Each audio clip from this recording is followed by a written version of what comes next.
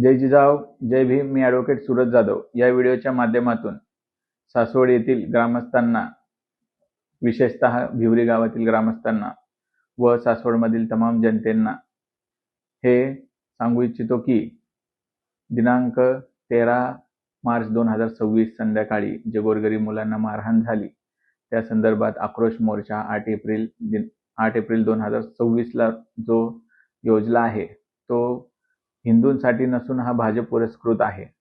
आपल्याला संत श्रेष्ठ ज्ञानेश्वर महाराजांचे धाकटे बंधू सोपानदेव यांची जिवंत समाधी आहे.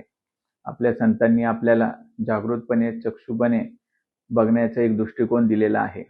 श्री संत सोपानदेव यांनी सोपानदेवी हा ग्रंथ लिहून भगवद्गीतेवरती सुद्धा टीका केलेली आहे.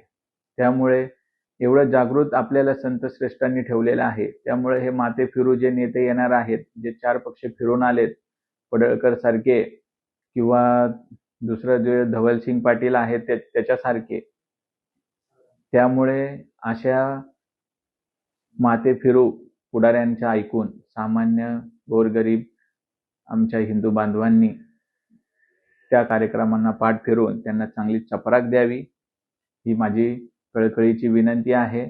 आपल्या जेव्हा अडचण येते तेव्हा आपण कुठल्याही धर्माचा माणूस असो, आपण त्याची मदत घेतो. तो डॉक्टर असतो, तो गॅरेजवाला असतो, तो इंजिनियर असतो. हे पुढारी काय आपल्यासाठी येत नाहीत किंवा त्यांचे घरचे येणार नाहीत. त्यामुळे असल्यांना थारा देऊ नये, ही विनंती. जय भीम, जय संविधान.